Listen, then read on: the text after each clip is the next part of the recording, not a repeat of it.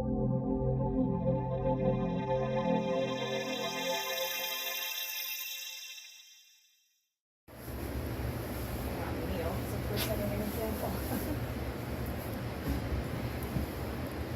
we're going to look at Pippin's facial expressions as well as some of the features here. Often difficult to read a blue eye. People get confused because it's particularly expressive. So we have to learn to look within it.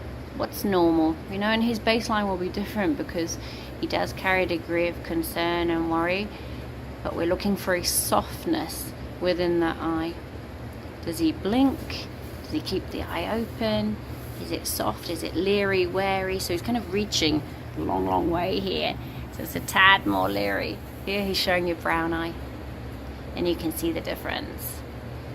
So he is blinking. It's a little bit softer. We're looking at that pupil. So when we move on, beautiful sunlight on that muzzle. Beautifully soft. He's not that tense, and if he's eating, at least he can move his jaw, salivate. But if you look at it, there's a few wrinkles, but not a ton. See, a horse that's really tight and tense can often have a ton of wrinkles because that mouth, I think it's called, is pursed. But it's not with him. It's soft. The nostrils, flute-like. Really gorgeous. And he's breathing correctly and calmly. So overall, that muzzle, soft, kind, interactive. When he steps over that threshold of being concerned and worried about what people have done to him, so we're replacing those memories and we're proving to him that all actions are going to be kind, then that muzzle will get even softer, but that upper lip, when he turns this way, has a beautiful upside down heart shape to it. If you look at the top lip, it's an upside down heart shape. And that's an indicator that he's quite people oriented and friendly. He's going to have an interactive upper lip. He'll be quite playful at some point when he can walk over that line and see the benefit and the value. And so that's how he was born. He was born to be interactive, born to enjoy people, and unfortunately we changed that with things that we did.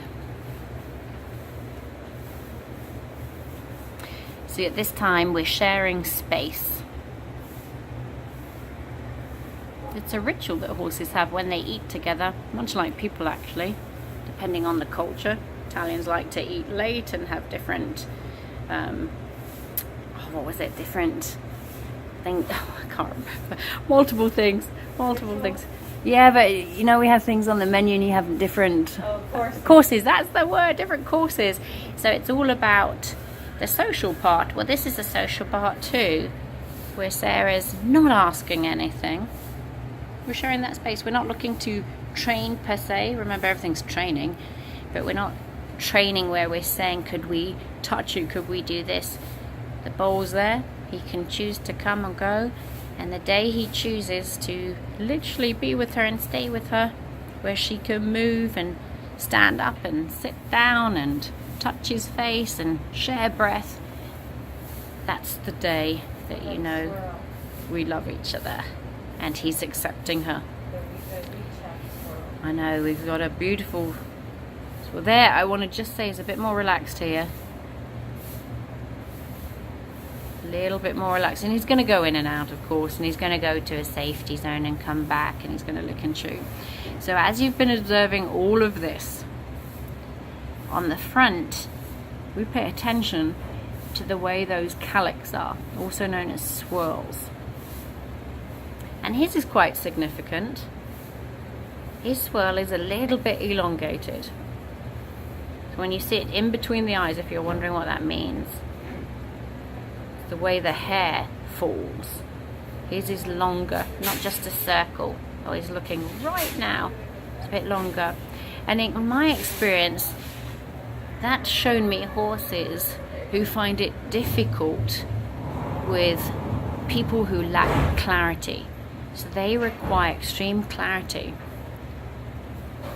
So in effect, we have poles and we want them quite far apart that he can understand what he needs to do and what's expected from him. And so that would mean if you're late on your timing, inconsistent with your timing, you lack the clarity on what you want to do, don't have a plan, you change who you are, you have mood swings, you go in and out from gentle and kind to more forceful, he'd find that really difficult. He likes the individual that is authentic, truly authentic. All horses do, but particularly this kind of individual requires authenticity, a balance and congruency of body, mind, spirit. So if he doesn't get that, what happens? He could become aggressive and protect himself. Very, very much so in the industry. I found many horses that can only tolerate one mistake, like one mistake of force, and they remember it for life and they go backwards or they defend themselves. But they can also go into flight and that degree of fear. And obviously Pippin has gone into more of a fear base. We know he's been handled because you can lead him, but we also know he lives in fear. So that swirl shows that he hangs on to things a little bit more, highly sensitive, highly sensitive. And by reading the eyes, the ears, the lips, the swirl, all of it, it allows us an idea as to how to best train him and have an idea as to who he's going to be before we even begin. Take that into account. So we don't have a cookie cutter program, but indeed we have a personalized program. Anything I've missed? We good? Perfect. I'm staying a little bit here now. So you guys have witnessed reading the facial features, a little bit of reading the energy and understanding our sharing space. Horses won't eat if there's an adrenaline rush. They won't eat if they don't trust you. They won't come that close. And you can see Sarah a little bit here. She's passive. That means she's showing a side, less invasive. And it's an invitation for him to join her and eat. And it's a huge compliment to eat together. Ultimately, it is predator and prey, and we're looking to share the space and eat. Enjoy your horses and enjoy sharing space.